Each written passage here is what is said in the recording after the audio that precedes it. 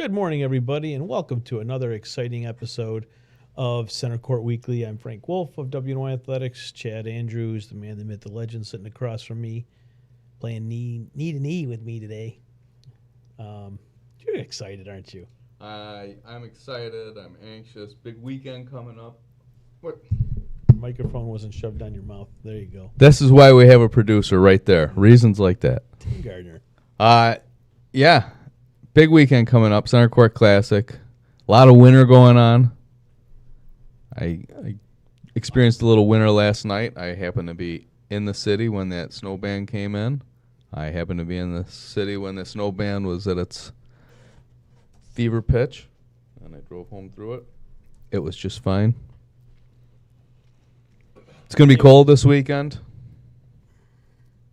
So, show brought to you by Empire Electric, Tony Palvarenti.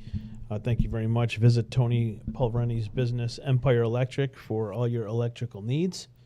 I'll send a crew out there to help you. Someone definitely is having a problem with their electric today. This is the day, the days like this when you know when you have a buddy like Tony in your pocket to call. You know he's going to come out, send someone out to help you right away. So today's one of those days it's a blessing to have someone like Tony in your life. Tony he's providing extra space heaters at St. Joe's for the Centercourt Classic. Knowing tomorrow's going to be, a cold one, he's making sure that everybody's extra warm.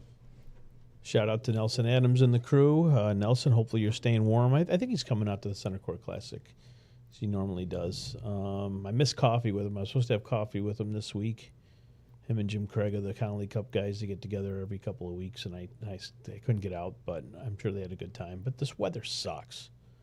It's terrible. Yeah, so the scenario I'm starting to eyeball right now, just via getting text messages inquiring about the scenario, is what happens if they cancel school tomorrow? And that is a what if. And it's a what if that it's like, I don't get to make all the decisions with that. My what if is I'll drive through anything and we'll do it. We'll make it happen. So that's much bigger than me. So I guess they cancel school. The game's canceled. That's unfortunately that's the shitty part of this, but that's what happens. If school gets canceled, then your game's canceled. It's the same thing with hockey and football and baseball, softball, and it sucks. It doesn't have to be that. I mean, few years ago at Hamburg, school was canceled that day. We still had the games that night. It's a matter of was it Saturday? No, it was Friday night. Was it Friday night? Yes. It's a matter of superintendents saying, we closed for this reason. We'll send them. Yeah, I don't know how it works out. What I know is that you're canceling school because it's too cold in the morning to, in your estimation, safely get the kids to and from school, with people who have to walk, wait for buses, whatnot. The temperature warms throughout the day. It's a different scenario sending a varsity boys basketball team on a bus to a warm venue to play. There is no safety concern with that. So you could effectively say, we kept our kids safe, but we also didn't hurt the boys basketball team who's enjoying a fine season and been invited to a great event that just doesn't ever quite pull off the same if things when they cancel. Cancel school, any event after school event is also. Well, obviously, yes. But I think that's a good point. Like you cancel school, you're worried about the safety of anywhere from 250 to 2,000 kids. You cancel most of the time. You cancel school. Hey, we've got it's a lot of snow. Roads are impassable. We can't get the buses out. There's a lot. You canceling with cold. There's really nothing that's keeping you from traveling other than principle. Saying we've always done it this way. Hey, when we cancel, we don't do it. And so you wonder like, well, what do you got to do to move off of that hard stance of it is what it is? Because sometimes common sense has to prevail in situations too. Yeah, why cancel something that's not happening for 12 hours, 13, 14 hours? Like they'll cancel school at 5, 6 in the morning, sometime the day ahead of time. Well, all right, fine. Cancel school in the morning, but afternoon activities, let's use common sense here. Maybe just the morning's going to be screwed up. Yeah. But afternoon looks good. So, I mean, from St. Joe's end, regardless of school in session, school not, they are ready to host an event. Kenmore West can walk there. They're the 6 o'clock game. they can walk there to St. Joe's. Trust me, I went to Ken West, and I've been over to St. Joe's many a times. Got beat up at St. Joe's one time, really bad. I'm surprised I haven't gotten beat up at St. Joe's. But that's another show, another podcast entirely. But they kick things off with Will South at 6 o'clock. That'll be a good one. We'll be able to see Harlan Brannon, 1,000-point scorer. Then you've got Orchard Park at St. Joe's, and that's a really big one because we've been getting a lot of crap about Orchard Park not being in a certain spot for rankings, and that'll be addressed tomorrow when they play St. Joe's. No, they're in. I mean, of course, yes. They're in the top 10 right now after that win over Jamestown. And but this is, Orchard Park is enjoying their as good of a season as they've enjoyed in the last 2 decades. Yeah. With where they're sitting, and this is a question about them. I wanted to ask you a big night for them tomorrow. When we kind of got into it, because I know later in the show we're going to talk about the different leagues and things like that, because we're not doing a 20 rankings because there wasn't a lot of games. Session 2, Saturday, 12 noon, Akron St. Mary's. That's going to have a lot of attention on it for the right reason. All these games do. Newport Wilson, and then Timon Niagara Falls. That's your Session 2. Look at the Newport Wilson game, Frank. You got Wilson, who is now 15-0 undefeated, and Newport, who is, I think right now they're riding like a 9-game heater. You're just winning games. Huge game tonight, which we'll talk about. But that's a good one. Find the bad game here. And then you return for Session 3. Now, I got to ask, what do you do between Session 2 and 3 if you're Chad Andrews? Eat pizza. You go and you don't go across the street? No. Well, so it'd be tough for you to get out and get right back. Let's go through it. 3:30 game is going to end at 5 o'clock, just before 5, right around 5 o'clock. The next session tips at 6:15. Doors open by 5:30. So you really got 30 minutes. Yeah. And 30 minutes you're trying to get people, you got to clear a gym, you got to get everybody out, clear the hallway. The gym gets locked for a minute. They do the floor. And in that time, you have to have a pizza timed out or whatever you're eating for dinner. It's got to be timed out to be delivered, be in hand, and you got to get into it because there is no time for anything. Where's the pizza coming from? It'd be Ulysses. Ulysses on Sheridan. New York-style pizza. Can't get that delivered, could you? Or did you send your wife out to grab a few sheets? You could get it delivered. I'll probably go pick it up. I used to work there when it was at John and Mary's. Did you? Yes. Got fired from there. I'm particular, as my kids would say. So the problem with in the same show. We're on a roll. you have a pizza delivered, you're just getting it whenever they get it to you, at whatever temperature they get it to you at. So my particular ways would say, if I order a pizza and you tell me it's ready in 25 minutes and I get there in 18 minutes, it's probably just coming out of the oven and it's hot and fresh, and I'm enjoying it in best conditions. Yeah. Health Sciences Canisius. This could be a nail biter. It's 1 and 3 in Western New York. Yeah. No big deal. And then Nichols and Jamestown. And that's 4 and 8 in West. No, again, no big deal. Yeah. Just top 10 large schools. Yeah. Throwing down. The big win last night. Right? Big win last night. Yes, we'll get to that. This is obviously your marquee signature event that you do. The money you raise here helps you do what you do throughout the basketball season, helps take care of your travels and things of that nature. And you have a lot of traveling coming up now. The next 2 months will be a lot of traveling. Raises a lot of money for the Gabe Michael Foundation over at St. Joe's. Between Wilson and Newfane, JCC, Buff State, back to JCC, back to Newfane, back to Buff State, back to Newfane. There's a lot of traveling going on, but then you're going downstate too. You will follow these teams all throughout the state championship. So for sure, a lot of miles on the car coming up over the next 2 months. So how are ticket sales right now, would you say? So we sell.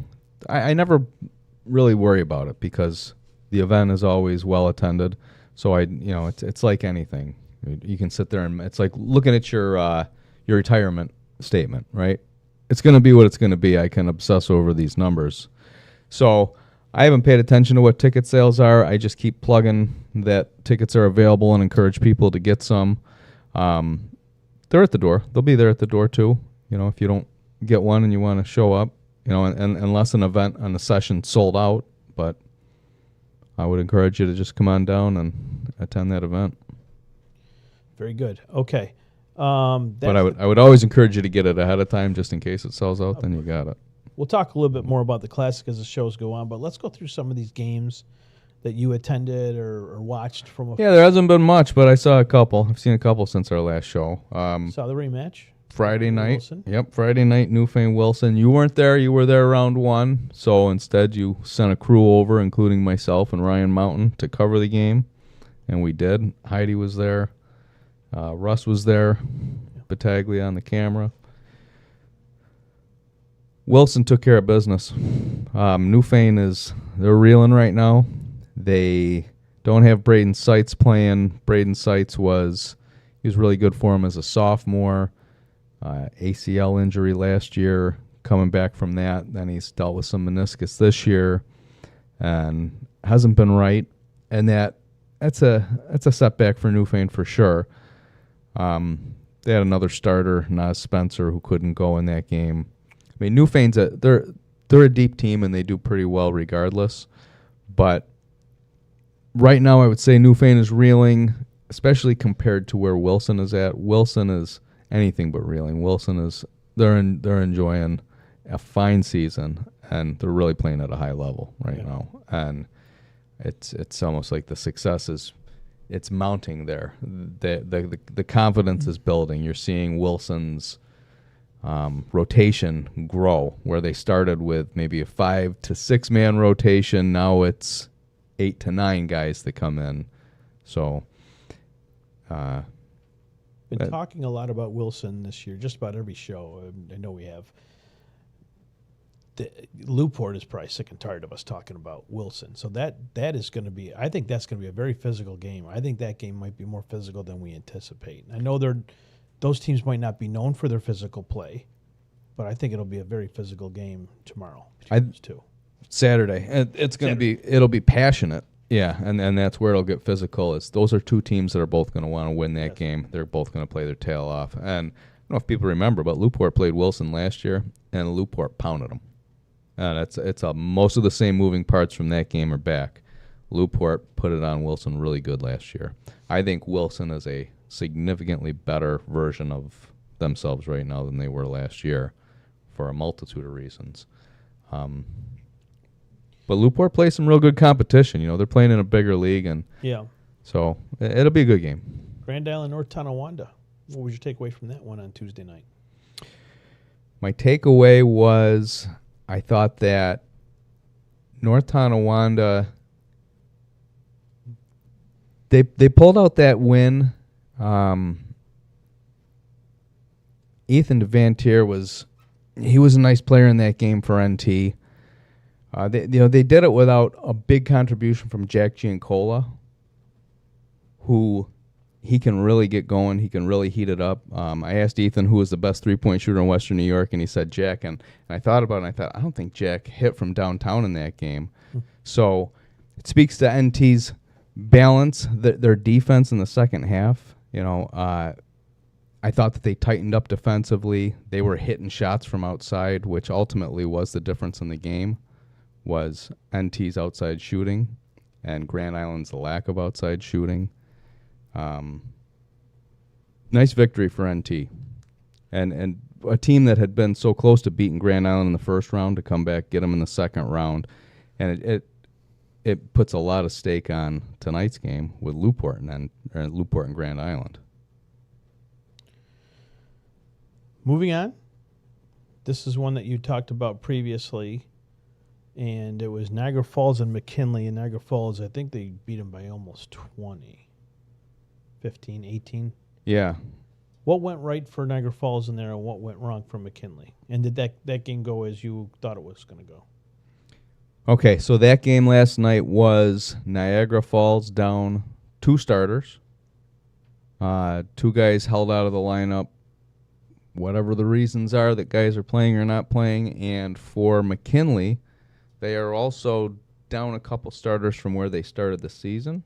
Now, I didn't see either of those guys on the bench, so what the deal is with that, don't know. Guess can't speculate or get into that. So with what's left of that game, my takeaway is that Niagara Falls has guys all over the place, and Niagara Falls is a nasty basketball program, and you don't want to play them. They're very good. What went right for Niagara Falls? They started freshman DeAndre Lewis, and he was terrific in the game. Freshman Gerard Scott got the start. He played some good minutes for the team. Javion Westbrook just keeps coming along as a big man for Niagara Falls. Every time I see him, he gets a little better. Put a nice dunk down for him. Good defensive play inside. Jeremiah Shipp has just been a great senior for that team all season. So that's what goes right for Niagara Falls. What went wrong for McKinley? I don't know. I think that I think as much as anything, McKinley needs to. It's up here sometimes, you know. Yeah. Like stay dialed in, stay locked in. Okay. Play smart, play hard. I think they were in that game for a while, and then Niagara Falls got a 12-0 run going, and you can see as that run's going, when the chips start to go down for McKinley, they started to make out of character mistakes. You know, they weren't as mentally locked in.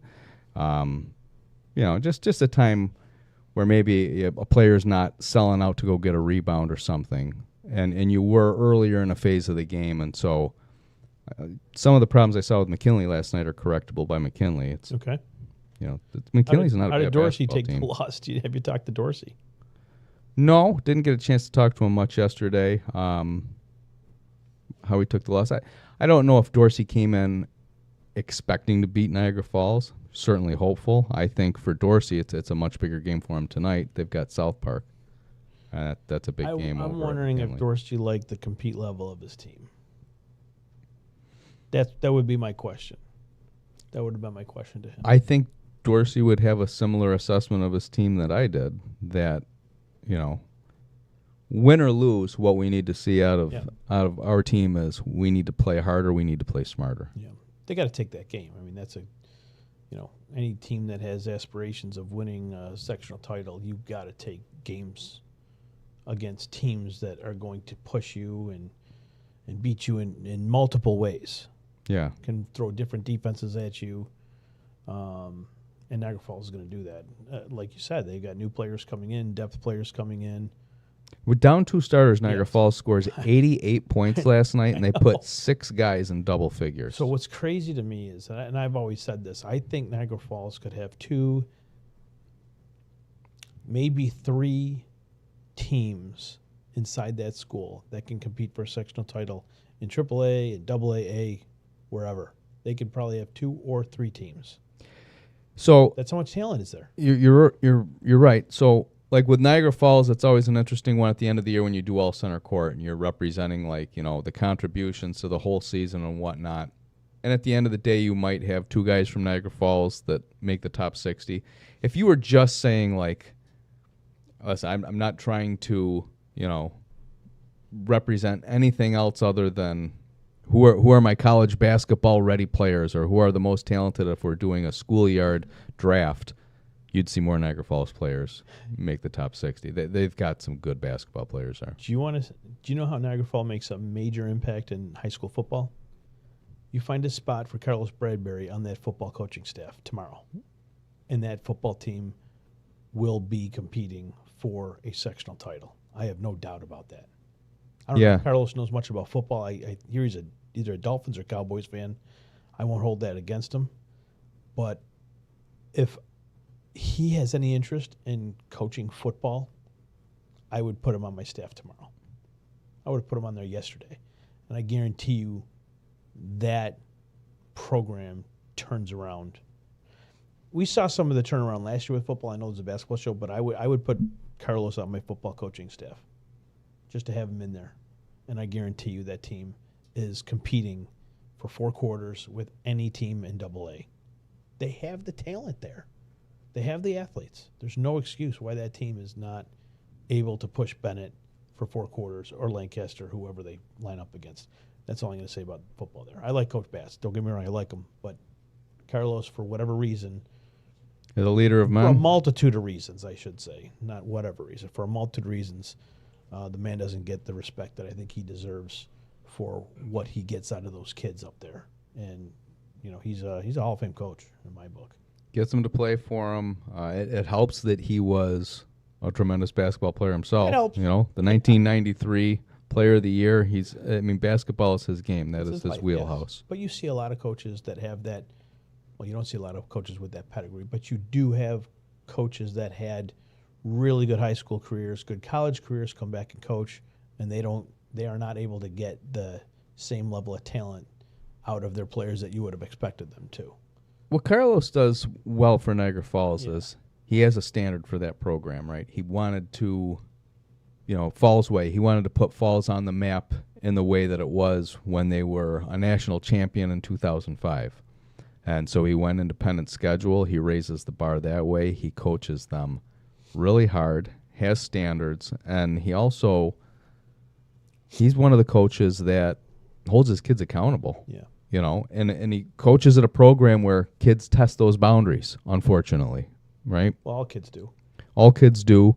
I think Carlos gets tested as much as any coach, and he holds them accountable, and they know it. And that's really the only way you're going to get the kids who are always testing you to stop testing you or to understand, how the result of that test is going to go is to have a standard, and he does. Yeah. And so you miss practice, you're not playing. Good on and that's how we roll. And I definitely respect that. Let's hit up what you saw last night. You watched Will North at Jamestown. I did. I went home and watched the stream of it. Who did the stream? Huddle Fan. It was a Huddle Fan stream. I just pulled it up because it was a game that I was interested in and thought if I can find it, I'm going to watch it. I found it. I watched it. Credit to Jamestown for winning that game, and Williamsville North did not look good last night. That's what I saw on the stream. I thought they looked not too good on offense. What? Because they lost last week, did they not, to Orchard Park? Or Jamestown lost to OP. Who did Will North play last time out? So Will North... Did they lose their last time out that you were at the game? Or? Yeah, that was Jamestown. They lost the first round to Jamestown at home by 3 points in a very competitive game that they led most of the way. And Jamestown's a AAA? Yes. The North is a AA. They're pretty close in size. So this was the rematch, and they've been league rivals forever. There's been so many good, and I was thinking about that last night as I'm watching the amount of North Jamestown games I've watched over the years and all of the different moving parts from that rivalry. North, it just wasn't their night. They were not executing at a high level at all offensively. They had won 5 out of 6, I think, before the Jamestown game. So they were on a bit of a roll. I don't know if what I'm trying to say is, did Jamestown take something out of that team? Having the success that they had leading up to the Jamestown game. Like I said, they had won 5 out of 6 or whatever it was. So did Jamestown take something out of them? Create some kind of doubt is what I'm trying to ask you. No, I think they probably more kicked a hornet's nest that's going to. Ah. Because for North, it was an important league game. They wanted to pick up that win, but now they're done seeing Jamestown for the year. You've played your 2 games with Jamestown. Jamestown whacked you with a broom and sent you on your way. So now you're angry, and now you're saying, well, we can still go out and make some noise in this league with we got to start by beating Will North again in a rematch. But the bigger picture for the Spartans is the section. Yeah. You're going to have to get through that same Orchard Park team likely in the section. There's a lot of good teams in AA, but Will North, I think, should be considered the second best team in AA after Orchard Park right now. And there's no reason they can't make a run at a sectional title. So I think that last night's loss, I think it's more of a kick a hornet's nest. I wouldn't want to play Will North. They get Lancaster again. They get Orchard Park again. I think the next game is against Will East. Mm-hmm. Actually, Friday night is when they play at Will East. You got Orchard Park. You've got Lancaster twice. So they got time to figure it out. Time left. And Lancaster's a pretty good team this year, North too. Tonawanda, too. I think they close with North Tonawanda. Yeah, they got a Saturday game with NT. So. Probably Okay, we'll be paying attention to there. Why don't we do this? Why don't we take a quick break? Yep. We'll come back with a couple of things you want to address from social media, and then we'll get into a little bit more of the Classic. We'll preview more of the Classic coming up tomorrow and Saturday, which is at St. Joe's. You can still go online and get a ticket. If you go see Chad on his website, View from Centercourt, or if you go to Twitter, it's pinned at the top, so you can purchase some tickets. We just grabbed some tickets last week. Cool. 5 for each. I'm only one person, so I got to find 4 dates. Tim, you busy? I got wrestling. He's got to wrestle. Wrestling. Dewville.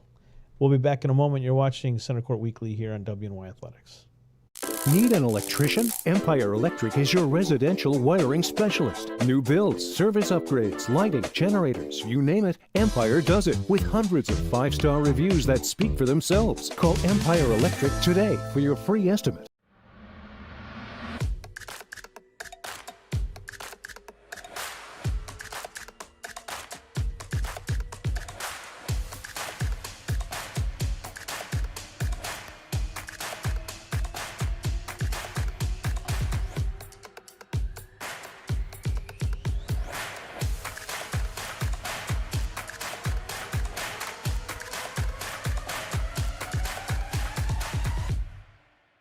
I choose this MOS because I like to work on things, have hands-on. Tracker is very important to the Army because it's a very versatile and just modular platform. There's several different variants, and that allows this one vehicle to do several different missions, and it's very important to support just the light infantry and their mission.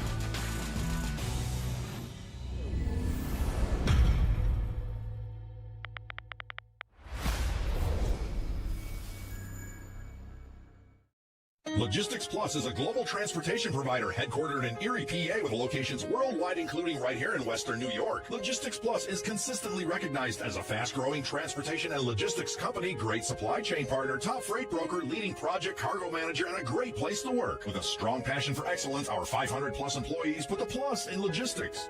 For an efficient, personal approach for all of your transportation needs. More information about our Buffalo office is available at logisticsplus.com/Buffalo.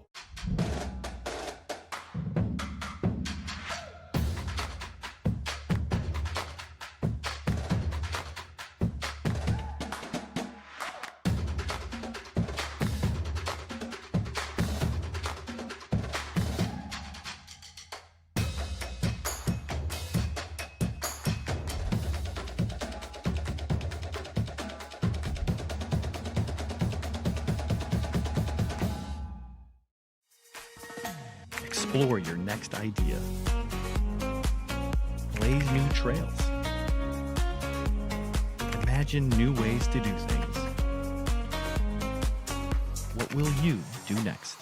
At Richmond Vona, we are seriously dedicated to bettering the communities that we serve. If you put your trust in us and hire us, we promise to take care of everything. Call us as soon as possible so we can start the investigation to fight to get you the settlement you deserve. Welcome back to Centercourt Weekly with Chad Andrews, the Mr. at Centercourt.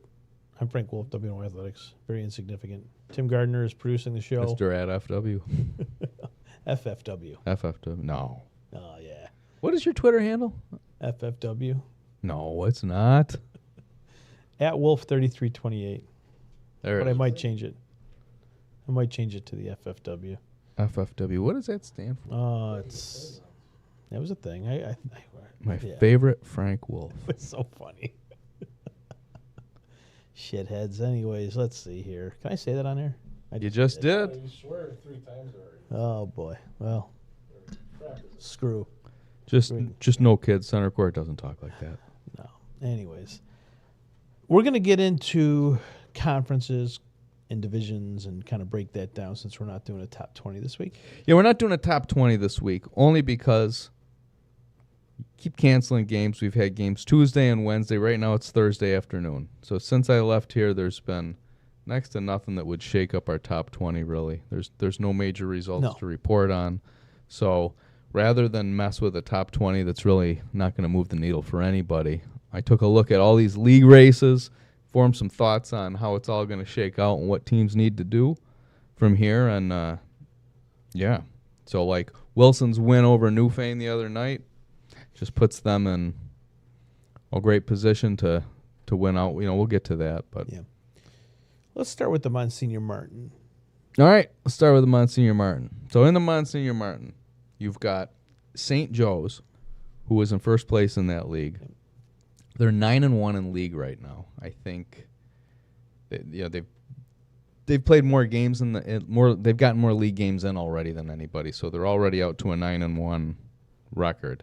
The big thing for Joe's is they've got a win in hand already against Canisius, Nichols, Timon, St. Francis. They've beaten all of them. They've got 4 league games left. The last 4 are against the top 4 teams in the league. So they still have a game against Canisius, Nichols, Francis, and St. Mary's left.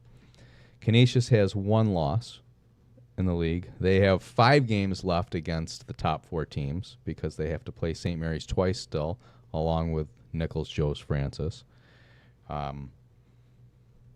What I would say is it looks like Joe's is in a great position at 9-1 and in first place, having everything I just laid out. Right. Canisius is not in a bad spot, though, because if you think about it, Joe's loss is to St. Mary's. So if Canisius wins out from here, that would include a win in the rematch over St. Joe's. You win out, that means you beat Joe's in your rematch. Now Joe's would have 2 league losses with that loss to St. Mary's. So Canisius is in a position where they can control their own destiny by winning out.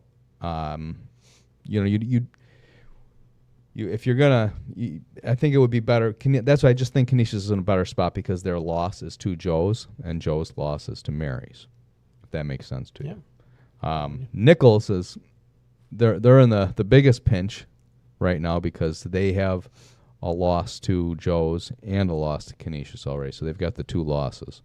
So they're fighting an uphill battle to win that league. So I think the league's going to come down between Joe's and Canisius, and the rematch is going to be huge. And those 2 teams' results against the other, top 4s and not getting tripped up is going to be something to keep an eye on. That'll be on February 10th. It is on Delaware at Canisius. Is that a game we are doing? Yeah, I think it's the Centercourt game of the week. Okay. Tim, are you aware of that? What game is that? St. Joe's at Canisius. These 2 schools, they have a little bit of a history, not much, I guess. 2 random teams on a Tuesday. Centercourt game of the week. Centercourt game of the week. There you On go. top of it. Cool. So that game. Another one on the 13th. Yeah. Another Canisius game. No, another Akron game. Another Wilson Akron. Oh yeah, Is that at Akron or Wilson? that one's at Akron. Great place. So that's your Monsignor Martin race. All right. So I think it's between Nichols, Canisius, Joe's. Really between Joe's, Canisius. okay.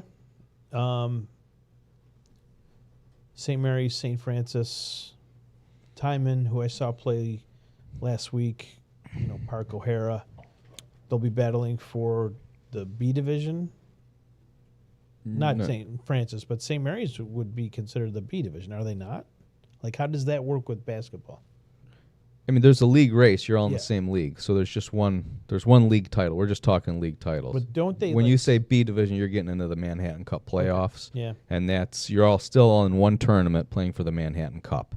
And then it becomes, we're a Class B school that was playing for the Manhattan Cup, so we still have like a double jeopardy chance to go off and, That's what I'm referring to. go and play for a state championship and Who do you expect to be B, which is that what we team? call A. And That's where I'm going. I expect that team to be St. Mary's. St. Mary's. Okay. Yeah. Very good. No pressure, St. Mary's. Because your A's, your defined A's are Timons, Mhm. St. Francis, Canisius, Nichols, St. Joe's. You've got 5 defined A's, which we call double A's. And the B's would be Park, Yeah. O'Hara. O'Hara, St. Mary's. Out of those three, I like St. Mary's to be the team that goes and gets that state title shot in B, which is what we call A here. And you're looking at Joe's Canisius with the chance of Nichols spoiling the party. And like you just brought up, Mary's and Francis and Time, any of those guys could spoil the party. Like there's a league race going on, and you've got two teams in the league with one loss, and you think it can come down to just their meeting, but this season has been so freaking competitive, and so who knows? There's so much parity that anybody can play spoiler right now. I mean, case in point, St. Mary's already has a win this year over St. Joe's. So, yeah, you know, they also lost to Francis. So Francis could beat Joe's in the rematch. Francis could get Canisius. Who knows? Yeah. I'm interested in seeing St. Mary's on Saturday. They're good. You're going to like them. Looking forward to that one. ECIC. So ECIC won. Orchard Park sitting there with one loss in the league. As is Jamestown.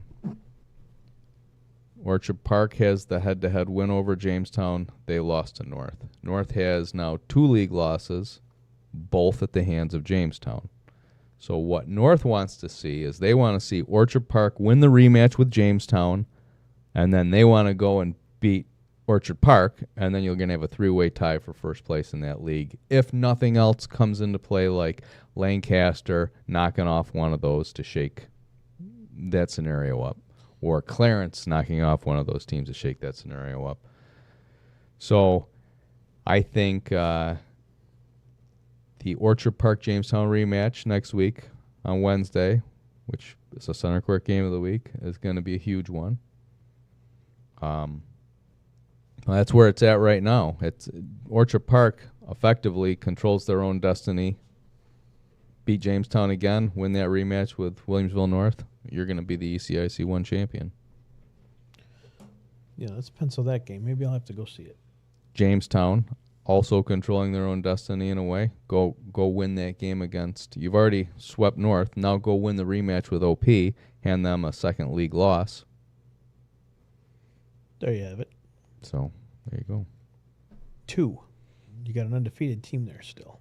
Got Sweet Home. They're 6-0 in league, enjoying a fine season in league play, and I think that is the team that is going to win the league. The team that has the best shot at competing with them right now is Williamsville South. They lost the first round with Sweet Home already. The problem is they also lost a game to Williamsville East. Yeah. And that puts them behind the 8 ball significantly in this league race, because now even if you beat Sweet Home, you need Sweet Home to take another loss. So it's looking good right now for Sweet Home's chances at a nice 6-0 start and making their way through things. You got a couple like Will East last night knocks off Amherst. Amherst is now, they're below 500 in league play, and that's a team they've had ownership over that league for a while, yes, until last year when South took it. And so now Hamburg league win last night. Hamburg's not having a bad season, but I think that it's Sweet Home's race to lose. Moving on, ECIC 3, where there's another undefeated team. Who is it? Coach Kleitz with his youngest son. Coach Justice. No. Coach Todd Kleitz, his son Justice. Yeah. Yep, undefeated. I am extra confident that they will win that league.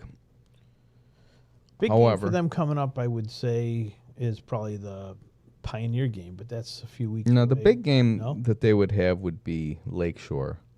Lakeshore is going to cause them problems? Well, they've won their last 4 league games. I think they've won 5 straight overall. Lois Thompson-Jones, Kyle McNamara, Braxton Sanchez. They're not having a bad season.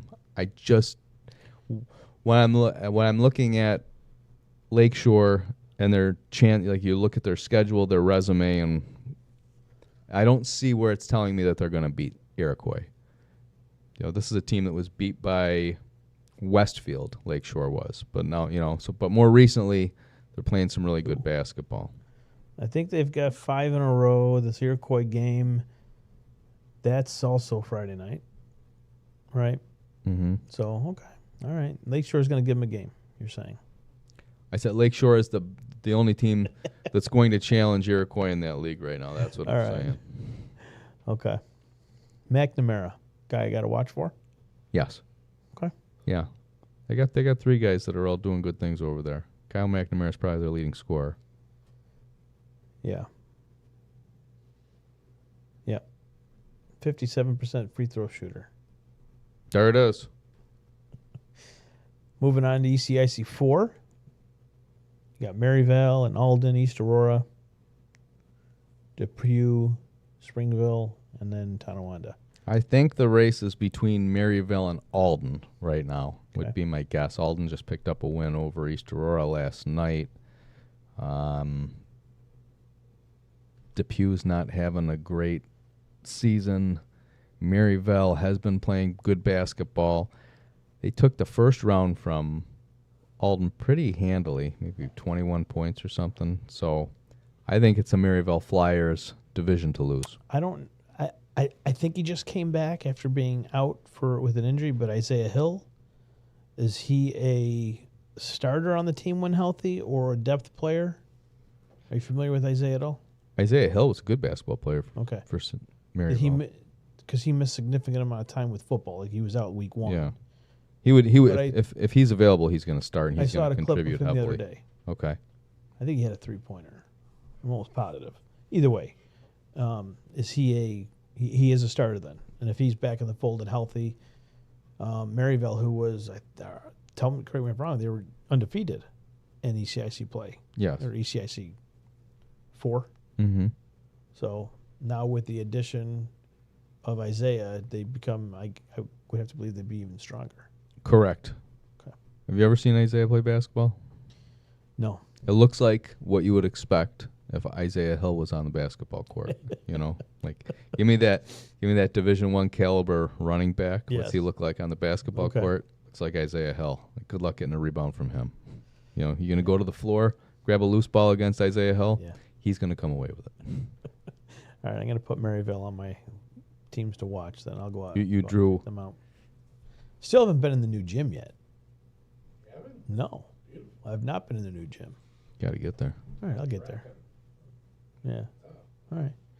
Hey, don't worry. Don't worry. It sounds like we're gonna all have a great chance to spend plenty of time in Maryville's gym in the future when they take Buff State away from us. They might. Oh, they will. It's coming.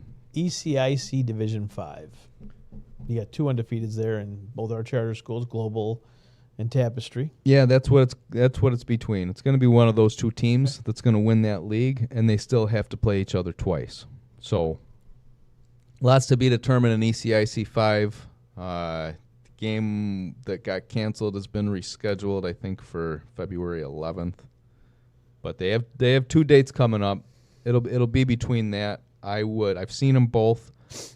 I'm leaning Tapestry, but we'll find out. It's a good game. It's not a game I want to miss. I was expecting a little more out of Eden. So I've seen Eden. They have 5 guys that give them good minutes. Okay. They don't have a lot of depth. Okay. The problem Eden's had this year is injuries. They just haven't been healthy. Like down a couple starters last night or 2 nights ago. Even Kobe Janko's been hurt, nicked up.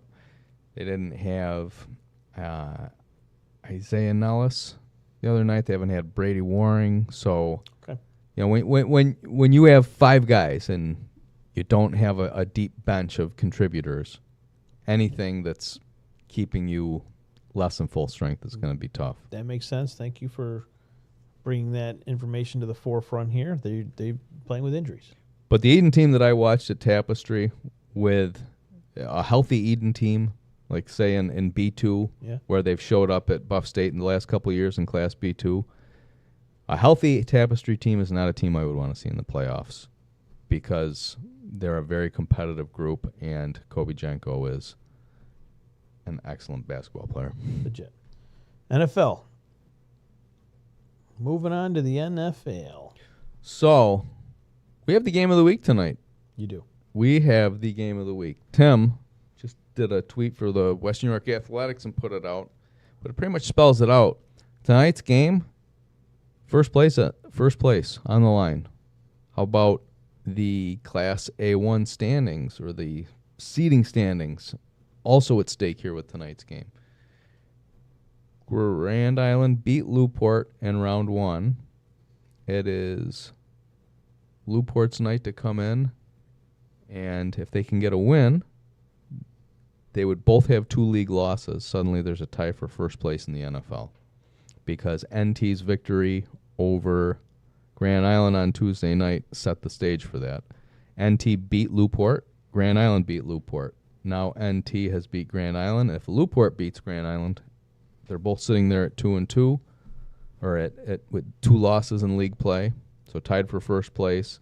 They would be, I believe, pulled even for seeding standings in Class A1. So tonight's game is a big one. I think it's going to be a great game. Oh, without a doubt. Without a doubt. A lot of good players on the floor tonight to watch out for. Yeah. Yeah. All right. You want to continue talking about NFL, or do you want to move on to New Orleans? It's going to be between those 2 teams. It'll be between Grand Island and Newport, so tonight's game is huge. Kenmore West doesn't factor in, or you're not factoring them in at the moment. What did they have to do to crawl into that conversation or the discussion, would you say? Ken West has the toughest road. They're the outlier. Kind of like Nichols has the tough road right now. They need help. Ken West needs help. So, like next week, Newport has a rematch at Lockport. You know, they need Lockport to beat Newport if Newport was to win tonight. They need help from somebody. Okay. And they've got to take care of their own business. Good. Asking the tough questions. If you have a question for Chad, please send it in on YouTube. I'm not really monitoring Twitter too much right now, but if you're watching on YouTube and you have a question for Centercourt, he will graciously answer the question. Moving on. Let's see. Let's go to... Graciously answer. Yeah, New Orleans. Obviously, Wilson's at the top there, and then it's like Medina, Akron, Albion. Who am I leaving out? Newfane. So, Barker and Roy. Wilson, Akron, Medina, Newfane, Albion, Barker, Roy. Wilson's the cream of the crop. But if you look at their games with Medina and Akron, and even Newfane, they were trailing. I don't know if they were trailing in the Akron game significantly, but they were trailing. Medina was up big on them, and so was Newfane. Mm-hmm. Double digits. Yep. In the third quarter. So as good as Wilson's played, and we spent a lot of time on them, so we'll keep going. But Medina and Newfane can 100% play with them when healthy. And the same could be said, obviously, with Akron. They have a rematch coming up next week, I guess. Did he allude to that we're doing that game? Or something? 2 weeks, yeah. 2 weeks. I think Wilson is going to win the league. Yeah. I'm saying I think Wilson wins the league. Akron is sitting on 2 league losses right now. 1 to Newfane, 1 at Wilson. Wilson unbeaten in league. So, effectively what Wilson needs to do is not slip up before that rematch with Akron. Because if they can accomplish that, not lose another league game before a rematch with Akron, that Akron game isn't going to matter. You know, they can lose the game and still be the league champ. Not that they would want that to happen. Of course. So they got the sweep on Newfane. I think they had a 16-point victory over Albion in round 1. They've still got to play Albion a second time. We know what they did with Medina. They've got that, and it's going to be at Medina. They lost at Medina last year with, I say a lot of the same moving parts. Very similar teams last year played in Medina. Wilson won the game in Wilson, lost the game in Medina. So Wilson has to take care of business if they want to win this league, and that includes no slip-ups before the rematch with Akron. Moving on to the Yale Cup. We're moving on. Health Sciences. Crown them. Crop. Yep. Crown them. They're going to win that league. South Park playing good ball. Yeah, so South Park and McKinley tonight. That's a good game. South Park took round 1. Tonight's a big one. McKinley looking for a victory to even the score. Where's that game at? It's at McKinley. I'm supposed to go do some stuff out in Elma. WNY Athletics is going to be doing college recruiting videos.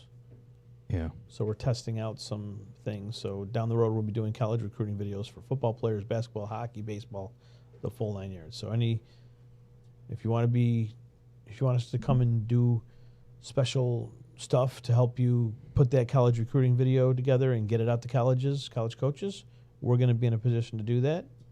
I'm telling you right now. We've been trying to get some videos we have our studio open on Thursday to do this, and like the last 3 Thursdays, it's been whiteout blizzard-like conditions, and some of the kids that are coming in are coming from faraway areas, and we don't want them traveling that far, especially through hectic conditions. So if we can't do that tonight, you guys got hockey tonight, right? Where are you guys at? Northtown. Yeah. So I'm either going to go to Northtown, but I think I'm going to hit McKinley South Park if this gets canceled. So that's more of a... Hey, that McKinley South Park game might have Frank Wolf at it. I like to go. So McKinley has 2 games with health sciences still. Yep. The reason I'm just saying Crown Health, having seen all these teams now, I just think Health is at a significantly higher level than the other ones in that league. I do. I think that they're going to be the league champ. I think that's a very interesting race for second place between South Park and McKinley.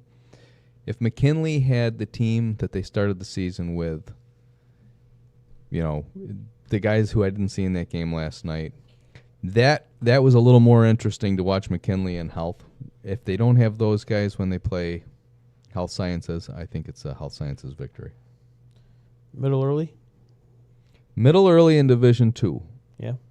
That's the team that is in the driver's seat for that race. The team that could even the score is Olmsted. I think Olmsted only has 1 loss in league. Middle College already has a victory over MST and Olmsted in round 1, so they are in the driver's seat. Olmsted also beat MST, so Olmsted needs a victory over Middle College to pull even. So Middle College controls their own destiny in that league. Tim, are we all correct me if I'm wrong, are we doing Lancaster at Orchard Park tonight?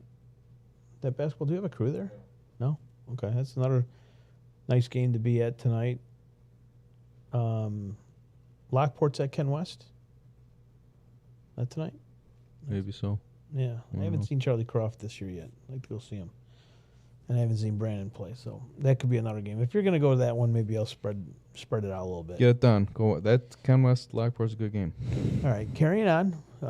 We talked about a couple different Yale Cup teams. Obviously, we know Health is the cream of the crop, but you also got a tough College. Then Division 3, Yeah. it's East. Okay. Starling Bryant could be his final season. Do you know him? Yeah, I know him well. Could be Starling's final season. The East Panthers are going to win that league. And that's how that's going. I think they've lost 1 league game, and it was to Buffalo Arts, who I think is sitting at the bottom of the division. So, head-scratching results sometimes come out of Yale Cup results. And do they play them again? And I can't remember. No, but I think I think East beat them the first round and then lost to Arts the second round. Okay. And who knows? But you never know, like with somebody out, with somebody in, what happened. Do you know who their top player or scorer is on East? Is it 10-day Furbert?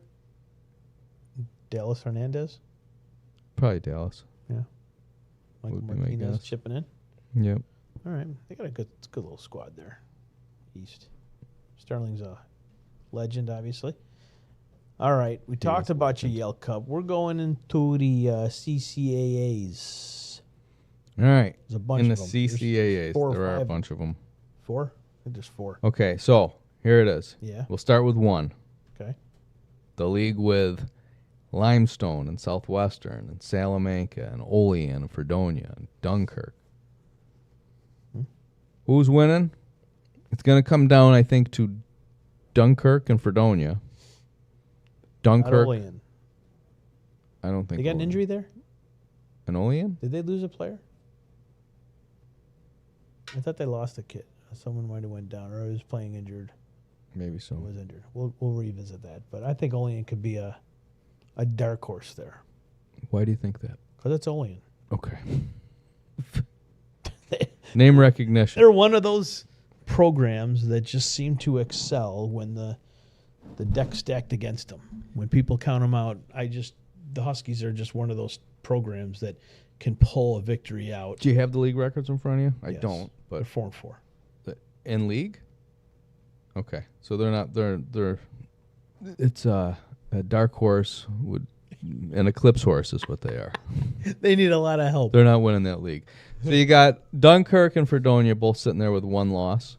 They think they play Tuesday at Fredonia. Right. So Monday or Tuesday. I think the team that is in the best position, similar to the Monsignor Martin scenario, Yeah. I think Fredonia's in a good spot because Yeah. Fredonia lost to Dunkirk, but Dunkirk's loss was to Olean? Was it to Olean? Was it? Thought I think it I was. could check it out Yeah. right now. Yeah. Yeah, you're right. It was Dunkirk was up and then Olean came back and Which got him. led me to, does Olean get a little bit more help? They need Dunkirk to lose a couple games. I saw Dunkirk play Salamanca the other night, Yep. and something doesn't look right there in Salamanca to me. Something's off. Dunkirk beat them.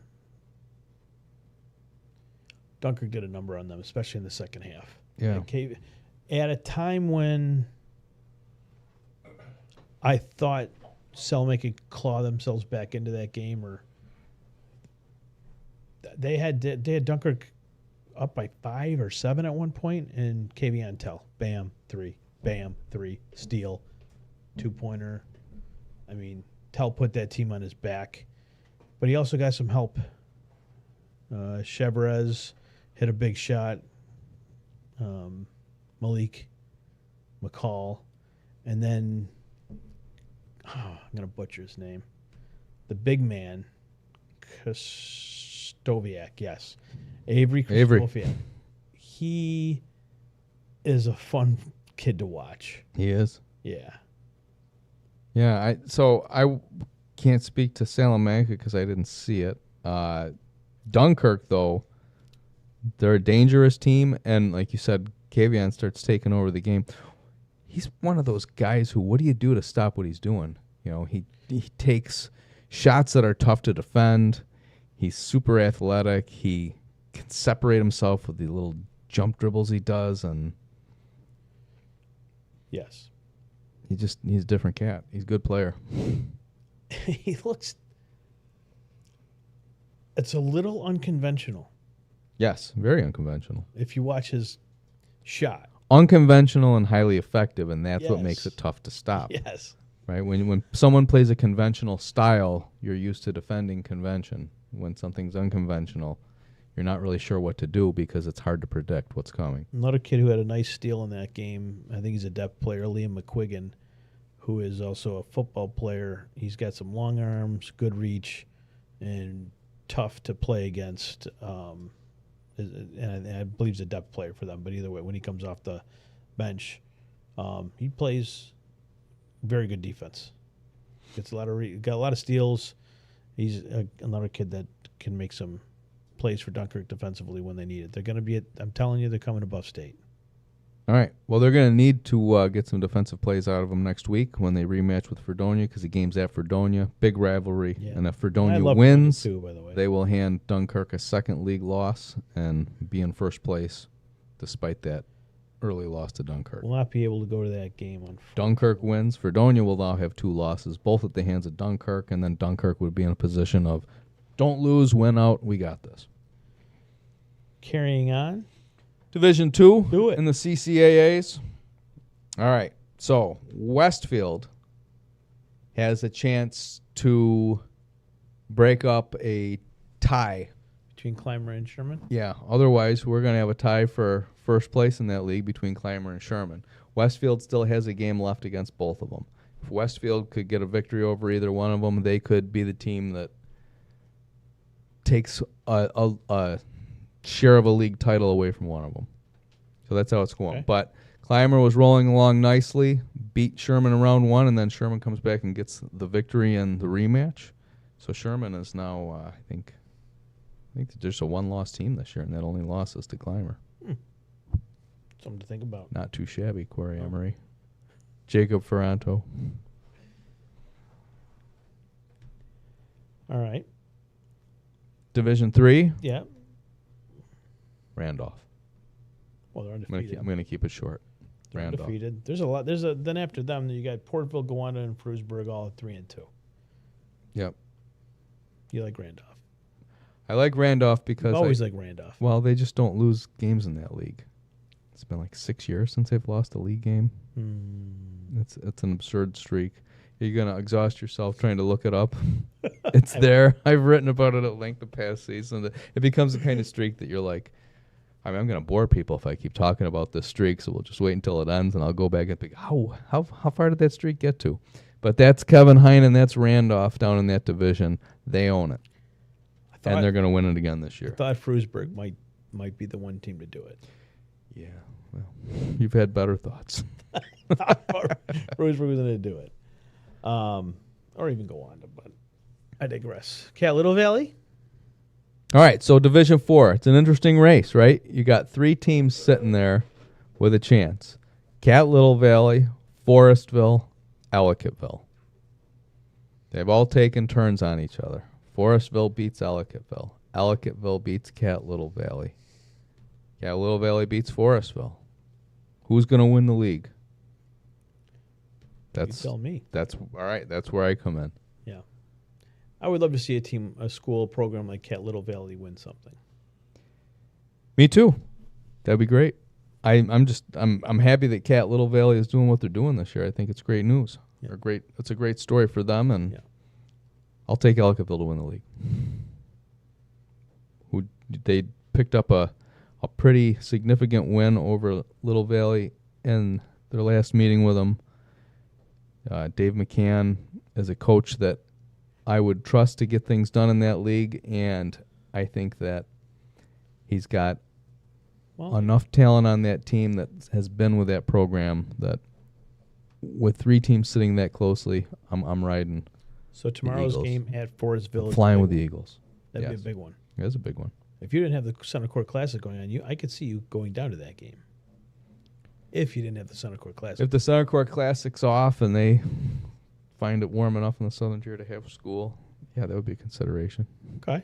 Well, we got through the MMAs, the ECICs, NFLs, NOs, Yale Cups, the CCAAs at length. Why don't we talk about a tweet that you had gone back and forth with? Bring it home on a tweet.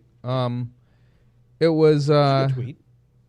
Yeah, it was someone when my rankings came out, and he said, "I usually agree with your rankings, but can't remember exactly how he worded it, but he just thought that there were some other teams." He wanted to know why Dunkirk wasn't in your small school rankings. Care to address that? Mainly because they're a large school. But, they've been a small school, so I can say you forget Yes. But so it was just, saying, hey, it's just the same. Pretty much saying, I think that you're leaning on past results instead of looking at the teams that deserve a spot. And I just said, well, it can't be a vague conversation. Tell me who. Tell me who you want me to be considering or whatnot. And he did. And he gave me a list of schools that he thought should be warranting consideration. And I looked at them and I gave him a response. And so all I would say about all of it is he asked a question or he stated a case and then I responded with whatever. Does he agree with what I said back? I don't know. It doesn't matter if he agrees because at the end of the day, it was all done appropriately. It was like, hey, I think this. What do you, and so I responded to it, but that's that. I don't need people to agree with me, but it was a conversation that was worth having. He raised the question about some schools that he thought should be ranked. Do you have the tweet? Or do you have the ones he... Actually, I don't have it with me right now, but it doesn't matter. Pull it up for you. He He thanked me for the response, and that was a conversation. So I say, Rob Miller's cool. He's a cool guy. And he's engaging with us, which I appreciate. We need engagement. Yeah. I like to talk rankings. I like to go through scenarios with teams. There you go. Merry Christmas. Well, thanks. I thought today's show went pretty good. Tim's giving me thumbs up. I don't have any questions for you at the moment from the fans, but a lot of them will be at the Centercourt Classic tomorrow again. It kicks off with Williamsville South and Ken West. Orchard Park and St. Joe's, the host school, plays in the later game on Friday. That's session 1. Session 2, Akron, St. Mary's, Newport, Wilson, Timon, Niagara Falls. That's session 2. Session 3, and 4 heavyweights, man. Health Science, Canisius, Nichols, and Jamestown. Where else would you rather be on Can't Saturday beat that night? with a stick. No, that'll be 2 great days of basketball. 7 basketball games. You will be basketballed out. Orchard Park and St. Joe is a good game tomorrow. I usually agree with those rankings, but you have a team that's barely 500 and they swept another with a worse record. There are great schools in Western New York can't rank based on past seasons because that was the original, and then he threw out some schools. So, barely 500 never matters to me. It's always about who you played and how you got to be 500. Because if you lost to teams that are ranked ahead of you and you're losing games that we didn't expect you to win in the first place, it doesn't mean that you're not what I think you are. It just means you're not better than those teams that I didn't think you were better than anyway. But it doesn't make another team that's not even playing that competition better because their record is better. So a team can be 8-2. I'm sure we could find an 8-2 large school that would get clobbered by Niagara Falls, or if you said you saw the score last night for McKinley and Niagara Falls. I don't remember what McKinley's record was walking into that game, but I'm sure it was a winning record. Niagara Falls on paper is 2-6, and so should I have had McKinley ranked out of Niagara Falls? No, not if I want to try and credibly rank the top 10. And so I think that's the only point you try and make back is to say Salamanca, barely 500, I still think is better than other teams that you present, So, like, at the end of the day, I said the team that would warrant the most consideration to come into the poll was Clymer. And their resume was a pretty good one, and a team that I might have considered bringing in had they not just lost to Sherman. And so maybe Sherman is a team, that gets their chance to be ranked now. Yeah. Because a team that's probably going to come out of the small school rankings is Newfane at this point. I tend to agree. So, yeah. Going back, I hate to belabor the point, but when I said something's up at Salamanca, what I'm trying to say is it didn't seem like they had the guys that could finish, or they weren't finishing like I had seen them in previous seasons. They're just having a down year. They're not having a typical Salamanca year where you expect them to win and beat teams by 10, 12, 15 points like they had been. They've had some incredible basketball players come through that program the last few years. They're having a season where they don't have the same elite talent they've had in prior years, where you've had an Andy Herrick, a Lucas Brown, a Maddox Isaac. Yeah. And you have Peyton Bradley there. Mm-hmm. He's that one player that came through and he had a 31-point game. Not a ton of depth at Salamanca. So I think that's what it would be. It's more a season like this season is, where so many teams are close together, and then you've got Dunkirk and Fredonia sitting at the top of the league this year. You didn't see a lot of unforced errors or missed third shots out of Salamanca that you're seeing now. Was an eye-opener to me. Usually they were a team that could finish. They just weren't finishing around the basket in the games I've seen. Yeah. I saw them once this year. They'll get better. Yep. They'll get better. That's a good coaching staff down there. They'll get them right. So that should do it for episode 9. The next time people see you will be at St. Joe's for the Centercourt Classic. Now, do you welcome every single guest in at the same time?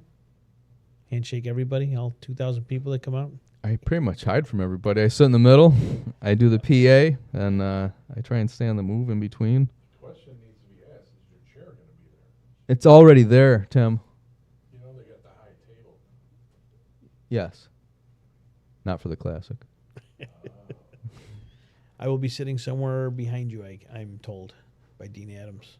Or next to me. Yeah. You'll be at the, yeah. We've got it accommodated. We'll have you there. Thank you. But yeah, the chair, the Centercourt Classic chair that I have, it's there. It's already at St. Joe's. The chair is in Dean's office right now. It was dropped off last night in the middle of that snow band. I was lugging a chair and all of the Centercourt Classic shirts. That almost run me off the road with your chair in it. Yeah, that was the one. Big truck. Gangway, producer Tim. Huh? Got a police escort too. Very nice. All right. That's going to do it for our show. Chad, again, you'll be at South Park McKinley tonight? I will be doing the Centercourt Game of the Week, Looport at Grand Island. You won't be there. And you can watch it on Western New York Athletics YouTube channel. Western New York Athletics, owned by Frank Wolf. Just want to make sure you're paying attention. Yes, that's where I'm going to be. Can't get out of that game. Centercourt Game of the Week at Grand Island. That's where we're going to be tonight. Then this weekend, the big Centercourt Classic, the 8th annual. Come on out. Extra space heaters provided. It's going to be great. Save me a slice of that Ulysses pizza if you don't mind. Okay. Thank you. It'll be there. All right, everybody. Go back to your wintry weather. Snow plow. Put a smile on your face. What do we got? It's the end of January.